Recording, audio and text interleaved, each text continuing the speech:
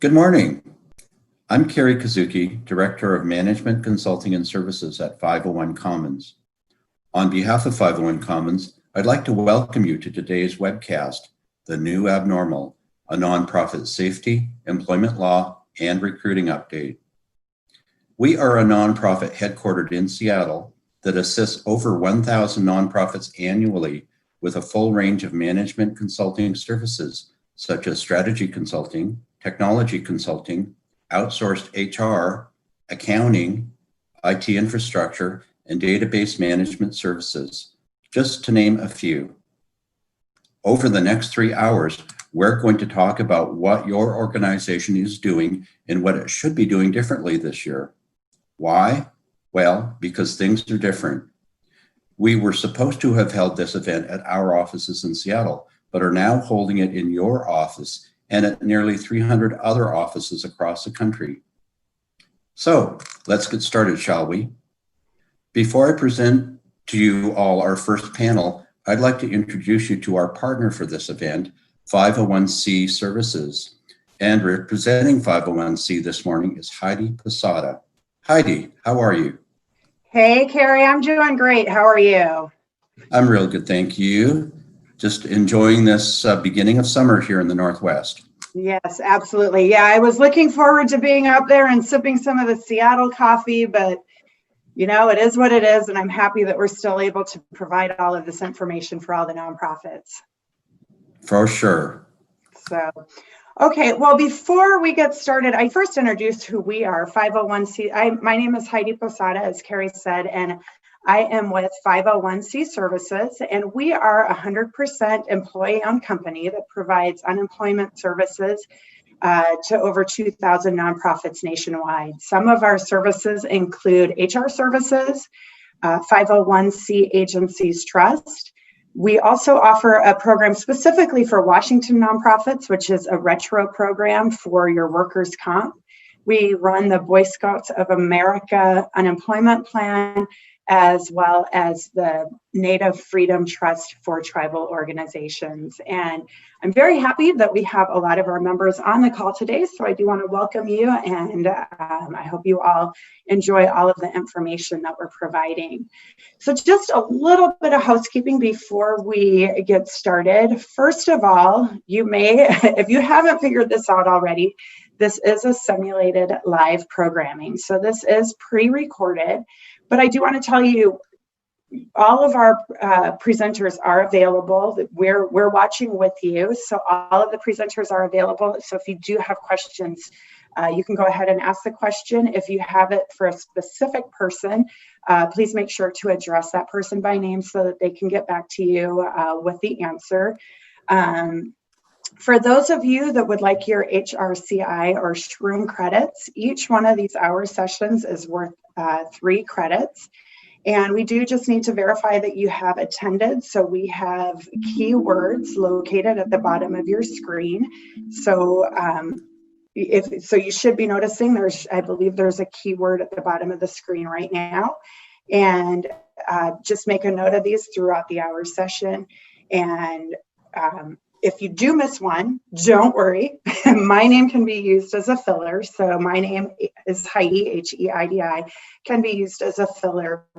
The survey is a link at the bottom of the screen. And regardless of how many of these hours you attend, if you attend the full day, the full 3 hours, or just 1 hour, you just need to fill out one survey. And then if you have any questions, please don't hesitate to chat with us in the chat field. So Kerry, I think that covers the housekeeping. Would you like to introduce our first session? Absolutely, Heidi. Our first session this morning is moderated by Heidi, and joining her is Janee Cantu of Integrated Claims Management, Patrick Sullivan of Environmental Systems Corporation, and Harold Sparrow of the Greater Hartford YMCA.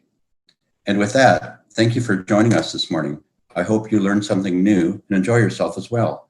Okay, hello and good morning, everyone. Welcome to our first session for today's 3-hour webinar. I am excited to get us kicked off today with a session about workplace safety during COVID. I just look around my desk. I've got my face mask. I've got my hand sanitizer. Boy, hasn't the office changed since January, since we kicked off this year. So we are just going to spend the next hour talking about some ways that we all can make our workplace safer for our employees and for our members and for our customers. Before I do get started, I want to remind everyone that this is a simulated live webcast. We have recorded the program, but everyone you see here is standing by online via chat feature. So if you do have any questions, do not hesitate to address us by name, and we will respond to you as quickly as we can. Now I'd like to have our panelists introduce themselves.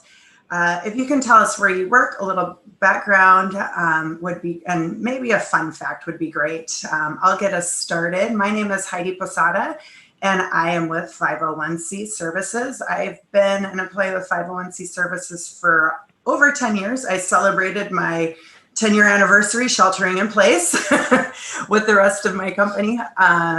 Fun fact, well, you might pick this up. I live in California now, but I'm originally from Minnesota. So every once in a while, that little Minnesota accent does come screaming out. But, and just also prior to working at 501c Services, I did work for YMCA and American Cancer Society. So have a lot of appreciation for what all of you are doing and pivoting the new word of 2020. So Janee, would you like to go next and just introduce yourself and a little bit about your company? Sure. I'm Janee Cantu, CEO of Integrated Claims Management.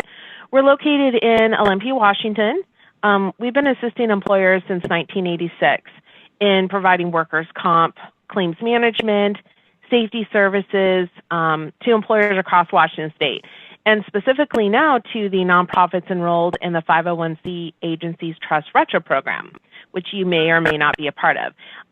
So we help employers navigate that complex world of workers' comp, the regulations and the rules, breaking it down for them, educating employers on what they can do, what they can't do, what they should be doing, and giving them really easy steps that they can take to contain those costs and really keep their employees safe at work. That's the goal. Prevent all the injuries from happening. That's great. And Patrick, would you like to go next? Hi, hello everybody. My name is Patrick Sullivan. I'm the Director of Strategic Initiatives at Environmental Systems Corporation in West Hartford, Connecticut, better known as ESC. We are an integrator, and we have divisions in the security side, HVAC, we take care of AV, environmental controls, and because of that, we have made the pivot to help a lot of companies in the reopening. And I'll tell you more about that as we move on. And a fun fact, I'm trying to think of something. I used to have hair. How's that? Excellent. Okay, and Harold. Hi, my name is Harold Sparrow. Thank you for asking me to be a part of this webinar this afternoon. I am the CEO and president of the YMCA of Greater Hartford, and I've worked for the YMCA for over 20 years. Previous to that, I actually worked for the Massachusetts Prevention Center on public health in the coordination of coalitions to improve the social determinants of health for communities across the state of Massachusetts. And the fun fact is that I once appeared in a National Budweiser commercial. Oh, cool. Good one. Awesome. Okay, Harold, I'd like to start with you as our sole nonprofit executive. Sure. Can you just give us a quick sense of what has changed for your operation since you reopened? Well, quite honestly, the world has changed. So when we went in, as everybody knows, when we went into the COVID shutdown, the first thing we did was develop an infrastructure for communication across our association. So we have 4 major lines of work that we do around child development, membership, programs like swim lessons, and then philanthropy. And within those, we have smaller working groups. So we set up an infrastructure so that bi-weekly our teams talk to each other about what we were seeing in our fields, what was the latest buzz on the street about COVID, and the question was, when would we reopen? So not only was this replicated within our YMCA, but across the state as well and nationally. So we stayed very busy thinking through our COVID strategy on how to keep our YMCA safe. Then, clearly when the CDC came out with their guidelines, followed by the Connecticut state guidelines, we partnered with Trinity Health of New England, and we asked their chief epidemiologist and their senior vice president of strategy around facilities to work with us on coming up with protocols and procedures that would not only keep our staff safe, but our members safe as well. That's great. And Janee. So I'm sorry. So to answer your question, what we're seeing is a significant decrease in people that are attending our YMCA. Oh, you are? Well, before we had 500 to 600 people a day, in some cases 800. In some of our Ys, we're seeing basically a 10% participation rate in membership at the lowest end, more like a 21 to 25% participation rate within our YMCAs. We have socially distanced all of our machines so that they are spread 12 feet apart. According to state regulations, we have cut our capacity in half. And then, of course, what we did with the CDC guidelines is that we have instructions on the entrance into our YMCA. So 1, we take your temperature. 2, we ask you to read through a self-assessment. And then 3, we have you sign a waiver before you come into our Y. So 1, we're seeing fewer people. 2, we have not only communicated to our staff, but developed protocols. And 3, what we're seeing is people are very nervous, anxious, leery. Many of them come to the Y. When they came back, we thought it would be to work out, but it was really to walk through the facility and see what measures we had put in place to make sure that they would be safe. So there is, and rightfully so, a high degree of fear that we're seeing across our footprint before people are returning work to our gym facilities to work out. Our childcare facilities are a little bit different. Our camps are at about 60%. Wow. So have you had some similar issues with staff feeling safe coming back to work, or has it been more membership side? Absolutely, it's both. And it really first surfaced with our staff, which is why we reached out with Trinity of New England to help us develop the protocols. They have several hospitals within the greater Hartford area. We had medical staff or their chief epidemiologist who was local, who met with our teams. They actually walked to our facilities. We really did that to give our staff a measure of comfort, to let them know that, 1, we were putting together a very thoughtful and diligent plan, but also that just in case, God forbid, there was an emergency, we had a partner, an ally that could help us immediately within the footprint of Greater Hartford. That's great. Janee, what have you seen out in the field when you're, I know you go visit companies, but then you've also had to open your own company. So what has your experience been like? A lot like Carol said, it's a lot of fear at first. It's reaching those employees and maybe clients that, fear and anxiety is that first level. How do they come back? How do you let them know that what you have put into place, they can trust you? Because that's what it's about too. I mean, if they don't even trust that you are going to do the right things or that you're going to follow through, then they don't, that anxiety and that fear is still there. So just like Harold said, it's putting in place really things that can be tangible, that you can show. These are things and steps we are taking today. These are things that you will see in place today. Not like, oh, well, we plan to do this tomorrow, or we're putting together a plan now. We'll let you know how it goes. It's actually having something tangible that you can see. For your employees, it might be a written plan. And what we always definitely suggest is that you start putting it in writing first, because you want a plan in place for, as in essence, your guide, your roadmap. And then you want to show that plan. You want to have it to show others. And then thirdly, you want to follow through with that. So if your plan is that when you're allowed to reopen, which still there are some businesses, even in our state, that we're not in that phase of reopening yet. But you want to know that when you're there, these are your exact things you're going to do.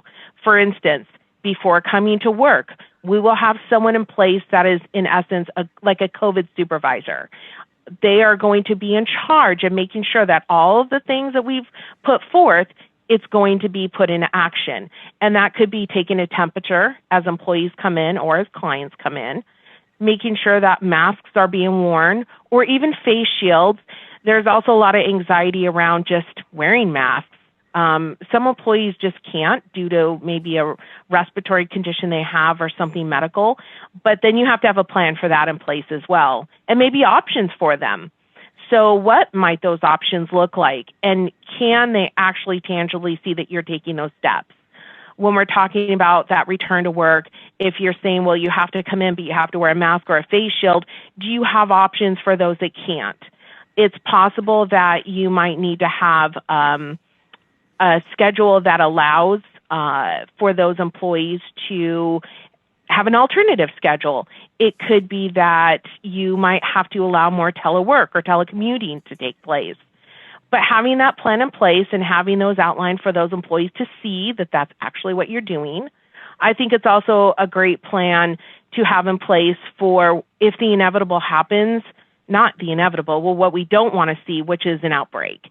And I'll go a little bit more into that a little later on, but those are just some of the things off the top of my head that I think are truly effective when you're trying to show that you are a company that takes care of your employees and you want to do the right thing. So those are a few things you can show right away. Thanks, Janee. And how about you, Patrick?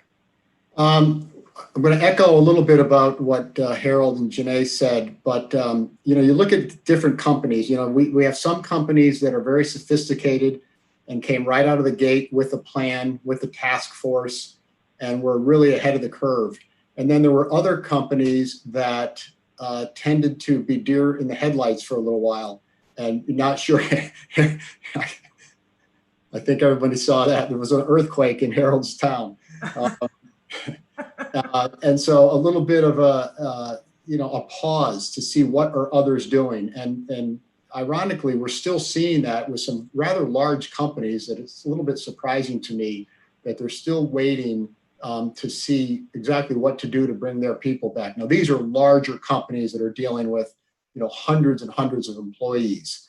Our company ourselves, we have to look at things two different ways. One is inward facing to talk about the employees. I need to feel very comfortable coming back into work. We have a wide range of ages at work, and everyone needs to feel very comfortable, and everybody has to be respectful of everyone. One of my phrases is to say, you have to assume that I am infected, and I have to assume that you are infected. And we just have to live that way in our offices.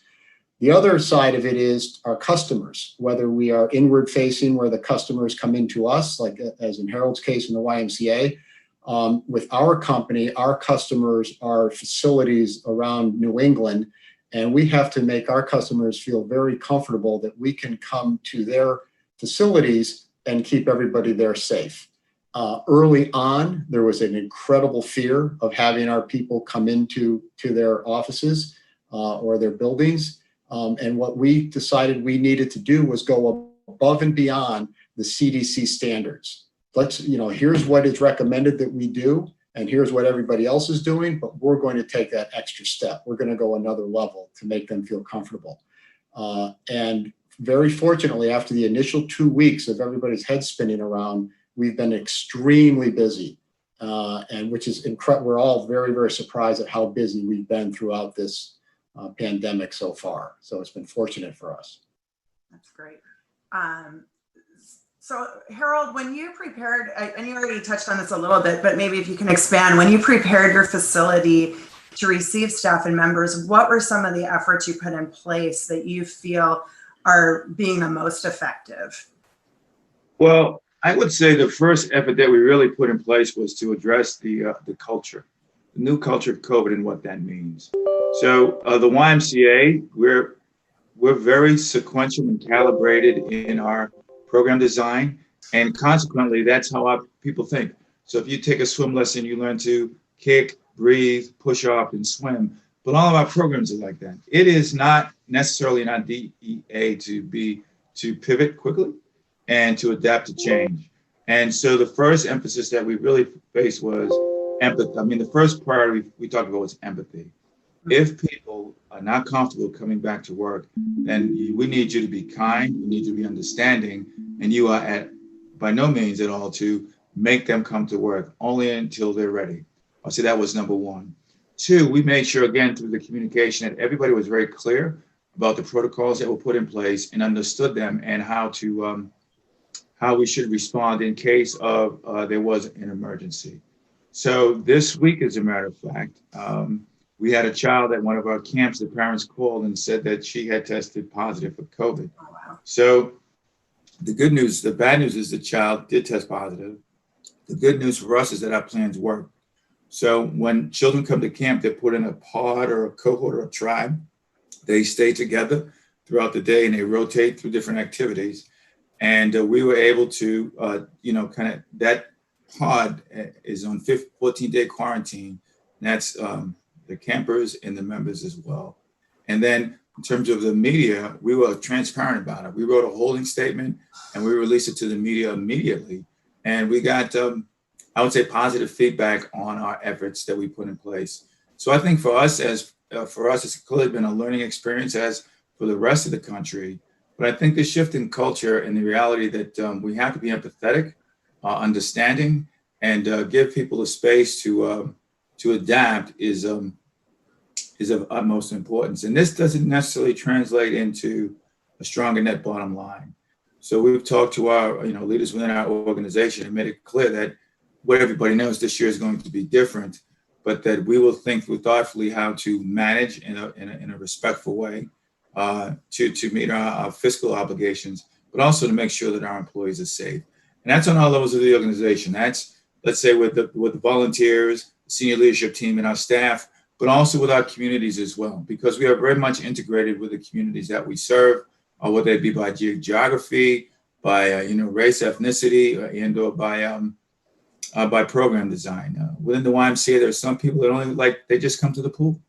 All they do is they come in, they swim, or they take that water aerobics class, and that's their family. And so it's important that we communicate to them as well. So Janee, can you expand on that at all? I think Harold has such great experiences. I mean, everything you said, I'm like, yes, that's exactly it. You're like a model employer. That's what you want every employer to do, to say that we had a plan. We're thinking about employees. We're putting, them first. We're thinking about our clients, our customers, our clients that we serve and in the community. We're thinking about them first. And I mean, everything you just said, I want to say, yes, if every employer did that, it'd be so great. I think what I think about is, in the beginning, like there was a lot of fear around what's going to happen. And then we adapted, pivoted, and we got plans in place, and we've read the CDC and the OSHA and our state guidelines. And so we have that in place. I think for us, we're going to have to think long-term, like Harold said. And as we found, this isn't just a few short weeks that we've had to be without school. This is long-term. And what I fear and what I want to hammer home to employers is, okay, you can have that plan in place now, but we have to think long-term, like making sure that we don't become complacent in that plan. That those things that we're taking the time, we're educating our employees, here's what you have to do. Here's what you have to do every day. But over time, as we see our bubble around us, nobody's getting sick, and we're not hearing a lot about our little community where everybody's doing a bit better. And this could be very different if you're in Texas, Florida, California. I'm totally aware of that. But it's making sure that we're not becoming complacent in those things that if you just don't, wash your hands, or if you just don't wear that mask that one time, now you could be exposed, and now you could expose others. So I think it's just making sure that we continue on that full effort of that reminder that this isn't going to go away anytime soon. And until we absolutely have a vaccine where we can be more sure that, we're not going to get it, we have to take absolute, I don't even know the words I'm looking for, but we just have to make sure that we absolutely continue to take that effort. And it is an effort. It's a hassle. It's things that we will likely all get very tired of, but But we just have to do that now to make sure that we can help, contain this exposure. And so I just want to say that over time, it's just making sure that we continue to look at the best practices, and those may change as we reopen, as we're able to do more.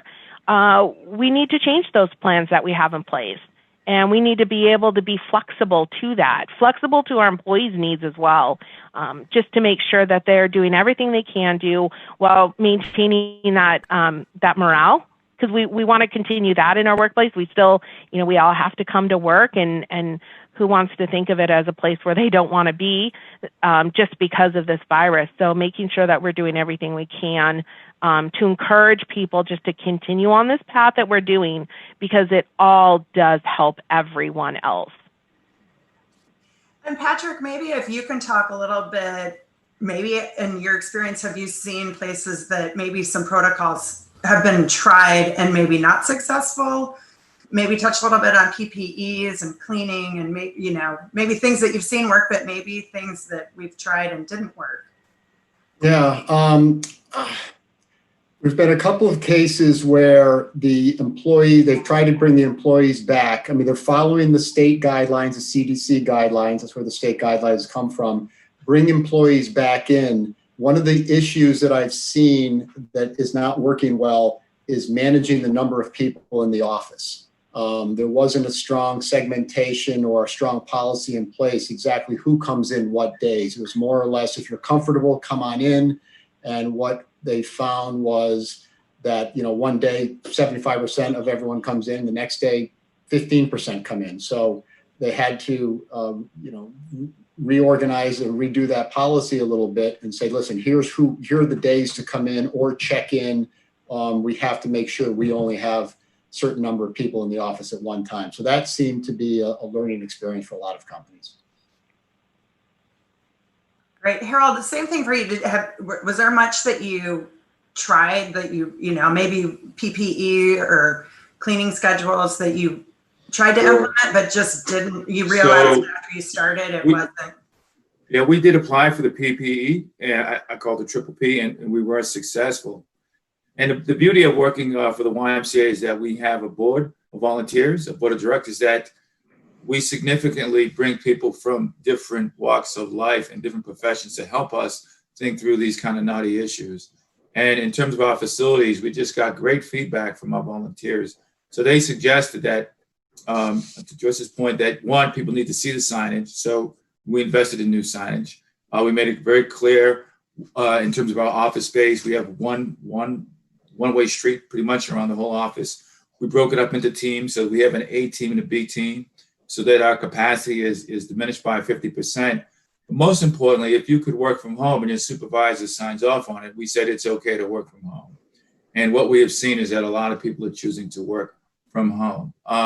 It's fascinating to me that I think some of the most progressive corporations, telecommuting was really a high priority for them. And now it's more or less become a standing operating procedure. And particularly at a time with two-income families, I think it's basically changed the way that we perceive work and how we will work going forward in the future. So I think that one, we really try to be visible. Two, we want to make sure we communicate with people, and we encourage conversation amongst our team and our rank and file. And it's been helpful, but it's still difficult. Yeah. I mean, it really is. The fear is real. Yeah. Janee, just can you think of things either in your own office or when you've been out in the field of things, again, that have been tried but not effective, or maybe had to pivot? the keyword of 2020, pivot. Yeah, when our own office, we I had everybody remote in late March. And we're essential business. We handle workers' comp, safety, unemployment claims. We also handle in our office. And so everybody was set up. Everybody was outfitted. We can all work from home.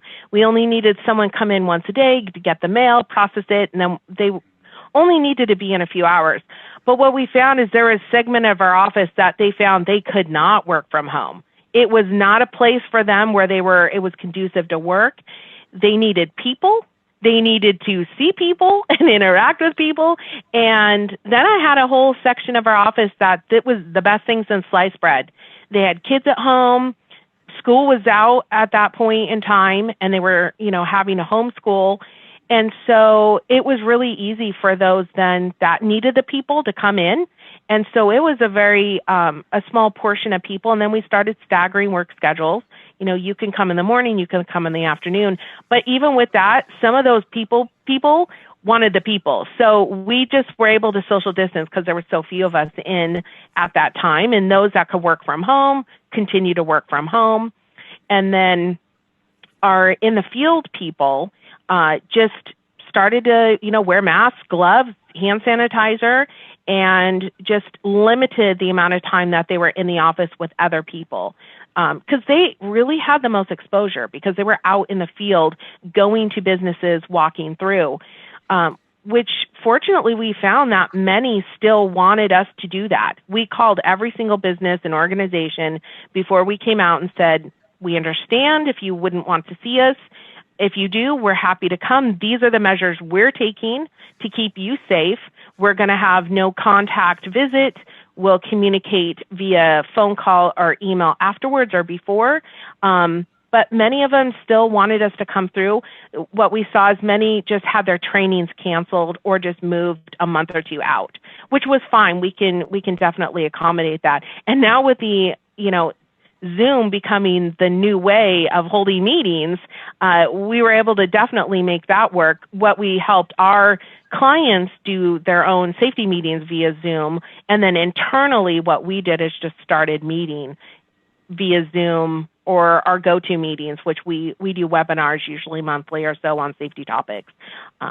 So that's what we found. It was definitely interesting, though, to see those that I would never have thought were people that they needed to be around people.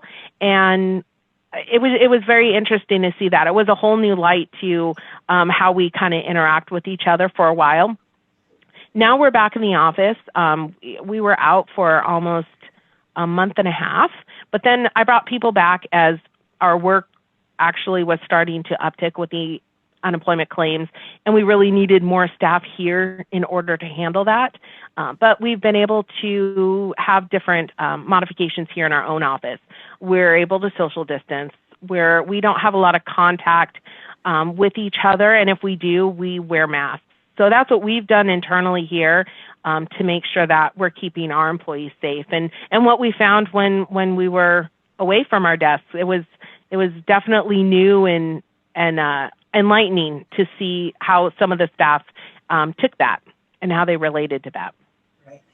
Did you make any modifications to break room or, to make sure that shared snacks are maybe presented different? Didn't have any of you had to look at how you do those shared kind of areas? Well, I'll just say what we did also is we have drinks for everyone, and we have a ton of snacks that we have out, and we just bought everything in individual bags. So instead of having the big jar of cookies, everything was now individually packaged. And that is what we have done to help that contact, so that those high touch services, not everybody's touching. And that's really it's funny that you bring that up, but that was one of the first things we thought of is we all can't be reaching our hand into the cookie jar. So let's make it to you grab the pack and you can go. And even in our kitchen, because it's about 6 feet in, it's like one at a time. So we kind of rotate out, social distance on the outside, and then rotate in as we need to. Yeah, I would agree with that as well. Same with our restrooms. We only allow one person in the restroom now at a time. We put little signs on our door. There's no more communal coffee pot in the morning. So, in our break area, we had a coffee pot, which people really like because they would, kind of get together and chit chat before they started the day. But all that's gone. It's just not there anymore. The famous water cooler talks. Yeah. Yeah, it's different for sure. So Patrick, how are nonprofits handling the formal reopening procedure? It's like, I think somebody touched on it earlier, but talking about COVID task forces and committees. Are there other best practices you've seen in that respect? Well, fortunately, there's a lot of resources. I'm very impressed with how the state, and I imagine most states, were this way as well, but the state really picked up very quickly and was able to advise with a lot of information to help businesses open up. Aside from that, there was a lot of different organizations that were available to help out. So whether it's the Chamber of Commerce, in some cases OSHA, Harold mentioned he was working with Trinity Health, I believe you mentioned. Trinity Health in New England, yes. Right. So there's a lot of resources out there, and I've heard bits and pieces where they've tapped into different ones at different times. The one area that there's been a lot of discussion recently talking about risk is with the labor attorneys. There's a lot of head scratching going on with this. There's going to be some cases that are going to be tried soon that are unprecedented with a disease like this. So it's going to be interesting to see what happens there. So I think there's been a lot of consultation with attorneys, how things should be handled and the what ifs. And so I think more to come on that, and I'm not in the position or qualified to speak too in depth with that, but it really is something that everyone should keep an eye on. Right. Kind of on that same line, have any of you worked with or at your own organization changed any like personnel handbook procedures or addressed that, or maybe that's down the road?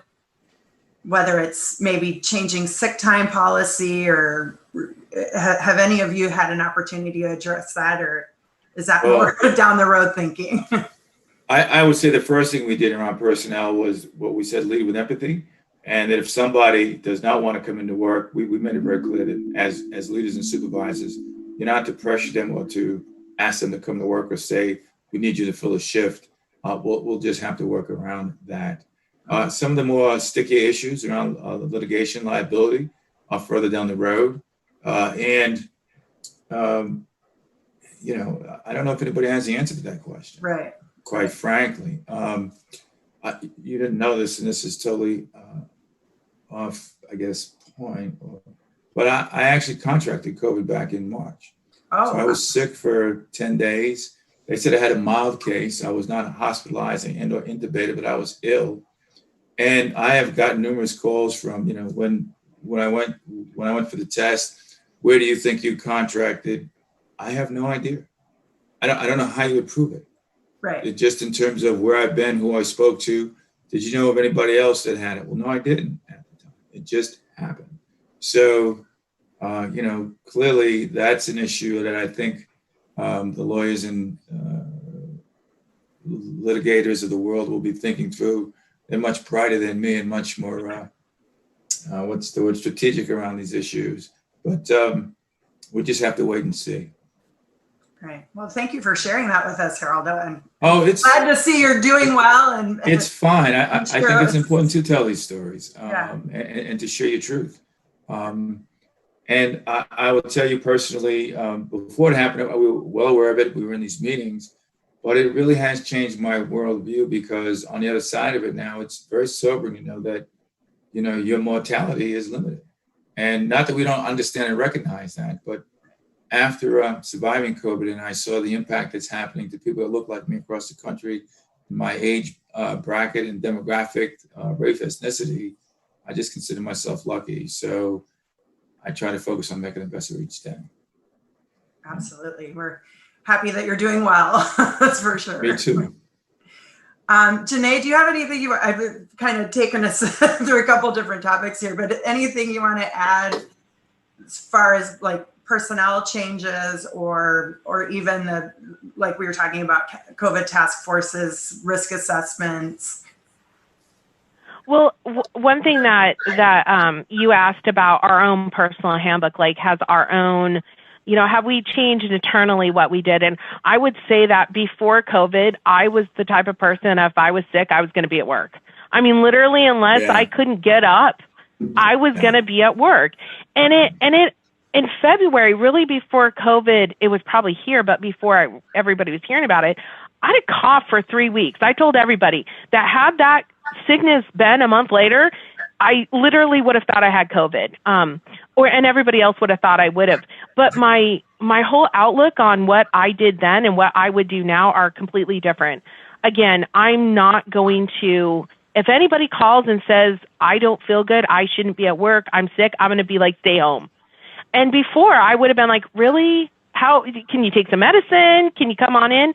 And just the whole outlook on that is completely different. And even for myself, I'm like, oh gosh, I have a cold. I don't want to make anybody else sick.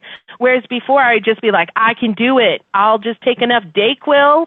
I can make it through the day. And that's just completely changed now. And that's just coming from a personal standpoint. And just of like who I am, I love to work. I love what I do, and I want to be the best employee I can. But sometimes that's just not the best for anybody. It's not the best for your employees. It's not the best for your organization. So personally, that's what's changed for me. And I know a lot of businesses with the CARES Act and things that have been made available, and actually how we've been mandated to now, provide sick leave. It's a little different now. And I think all businesses have had to look at that internally on how that will work for them. It's all based upon size as well. There are some stipulations on size. And so, employees or employers are just now having to, that's just become a forefront instead of kind of pushing it aside like, oh, we'll deal with that later. That's the part of our handbook that maybe, we need fixed. We're now having to deal with it, and having to deal with how are we going to make sure that those that are sick get home or stay home, get healthy, and come back and not expose anybody else. And certainly with the COVID, we don't know. There's just so many questions about, are you symptomatic? Do you have symptoms? When do you spread it? Could you spread it and not know it? They talk about being super spreaders. You can have it, not have any symptoms, but yet give it to a ton of people and not even know that you've had it. So I think all businesses have had to really think about that. And with that, I know I have a lot more empathy and compassion for anybody that gets sick at all, because, it's just these uncertain times have just put a whole new spin on that for sure. And that'll be in place for probably a long time. So we're going to take a little change in the direction. And Patrick, I was hoping you could talk specifically about technology and how how you've seen the wide chasm between what different organizations are doing when it comes to technology and workplace safety and COVID specifically. Sure. So, there's two sides of this. One are the immediate things that a company can do now that, somebody can come in and take care of it at a moment's notice. Then there's others that are larger companies, facilities that have to look for a long-time solution. The big question here is, we don't know what 18 months from now looks like or 2 years looks like, right? So we'll have a conversation and people will say, oh, it's never going to be the same. It's never going to be the same. But then again, what if there was a vaccine that was very effective? And what if 18 months from now there just weren't any cases? The American public has a short memory and things could be roaring again. We just don't know. But the smart companies seem to be looking at things. We have to be prepared that things are not going to change. We're changing what we're doing, similar to after 9/11 with TSA. That kind of thought process. Yeah. So short term, that a lot of companies are doing, for example, increasing the ventilation in a building, right? And then on top of that, you can have UV light that can help with purifying the air that goes through that filtration system. So those are the type of things that a lot of companies, we're very busy helping companies take care of that immediately. And every company should do that. And that's not a big deal to do something like that. In a more technical area, and I'm going to explain this as if an employee is coming into work rather than going through each process. So imagine the employee coming in, and this is in a larger area with a lot of employees. And Harold, you mentioned that your folks coming in, taking the test or somebody asking questions and then taking the temperature. where there's a lot of employees involved, that may be too cumbersome for a person to actually conduct all of that, ask the questions and take temperature. So imagine the employee comes in, they open an app on their phone, either in the parking lot or before they leave the house. On that app, we know who it is, it's their phone. They answer the questions for that day, and those questions are recorded that back at the at the headquarters, that this person, Joe Smith, just answered the questions. They're all good questions. They answered the right way, so that person can proceed, come to work today.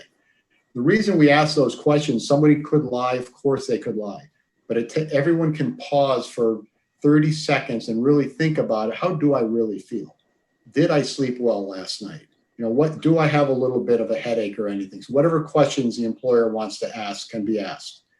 As they come into work now, they can enter through a door that can be touchless. They don't have to touch the door. They don't have to touch anything. They can come in because the technology in their phone knows who they are, knows that they're clear to come in because of the questions they ask, and that door can open for them when they get in a certain proximity of that. As they walk into a lobby or a holding area, they can walk up to a monitor or a camera actually and have their face scanned, and that can take an elevated body temperature scanning machine can check their temperature. Now, this is not the camera can be FDA approved, but we're not saying if they have a temperature that exceeds a certain threshold. Of course, that's not saying they have COVID. It's just saying, hey, you need further testing. And from there, they could exit into a holding area where the next process takes place. And I'll get to that in a moment. If they are negative and everything looks fine with their temperature, the next gate or door can open up and they can proceed. So in the event that somebody did have a higher temperature, let's say, and they need some, a second opinion, second look, they go into this holding area, let's say in this example, and then they are escorted or they are asked to go get a test. They go get a test, and lo and behold, they are positive. So now what can happen with technology? We'd be able to tell where they had been in that building in the last, whatever it was, 2 days, 24 hours, 5 days, what locations they were in, and who they were in contact with for a period of time. What is being in some of the protocols is you need to be within 6 feet of someone for 15 minutes or more. There's a time period. So whatever wants to be set in those parameters can be set, and you would know who to contact now and say, listen, you were in contact with somebody that has tested positive. Therefore, here's the next steps you should take. Go quarantine. So there's a lot going. There's more that is going on, but that's the type of thing that a lot of companies are interested in because it's automatic, and it combines the questionnaire, it combines the touchless access controls, it combines the elevated body temperature scanning, and even the contact tracing. And they can also get into that segmentation I was talking about earlier with the right number of people in the office at a certain time. It certainly can track all of that too. So we know when we hit a certain number of people and no one else can come into a location. So a lot of that being looked at very closely right now.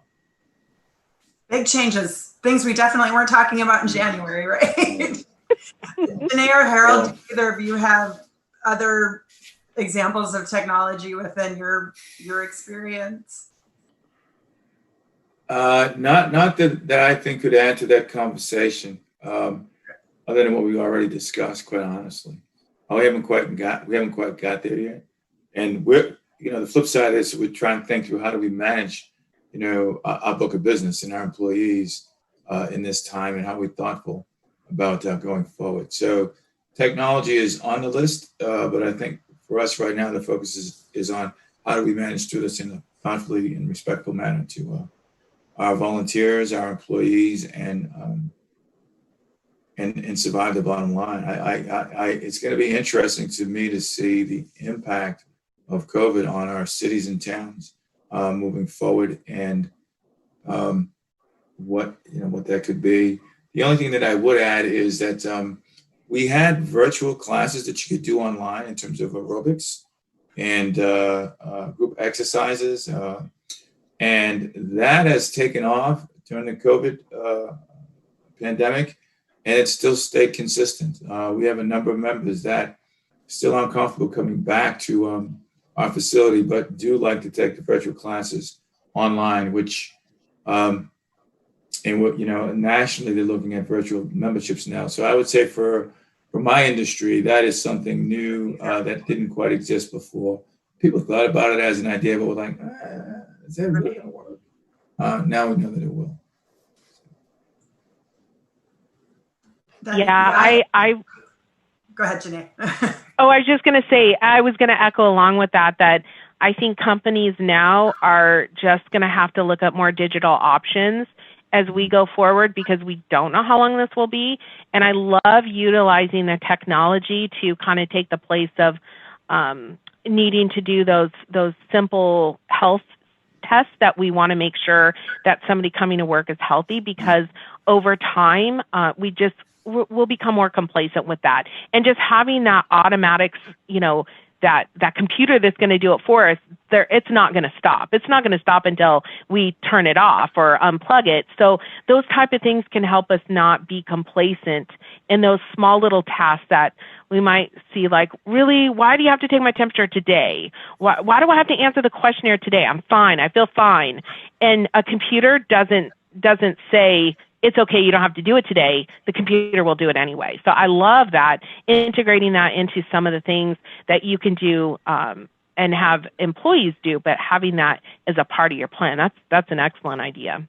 And I love the comparison, Patrick, of TSA pre 9/11 and kind of, the new world now, things that we're doing at work, it's just going to become normal practice, I think. We don't think about when people used to meet us at the gate back when we used to land. And I think it is just kind of, we're just all going to get used to these new standards. Good point. I would say, Heidi, honestly, the challenge for us as an employer is we have, I think, very thoughtful policies and procedures and practices in place, protocols, and the work environment, but it's what happens outside of work that still comes into the workplace that is still opaque and ambiguous that we just can't control. So, we have about 1,700 employees at a YMCA, most of them under the age of 24. And if you've looked at the beaches this weekend, if you've looked at what's going on, people are not practicing social distancing. Number-wise across the country are talking about employees that go out and still socialize outside of work and are not necessarily following these protocols and could expose themselves to COVID coming back in. So that really is the X factor that we have to do our best to prepare for, but we just don't know what it's going to be. Okay, Janee, let's talk liability. Obviously, employers are required to provide a safe place to work, but COVID-19 has made that even harder than typical. In your experience since the outbreak, where are you finding employers opening themselves up for liability? I think the first thing in my world, what I think of is, having that outbreak, whether it's an intentional or unintentional one, but now you're faced with employees with an industrial exposure. So an industrial exposure at work means that you're opening yourself up to having workers' comp claims.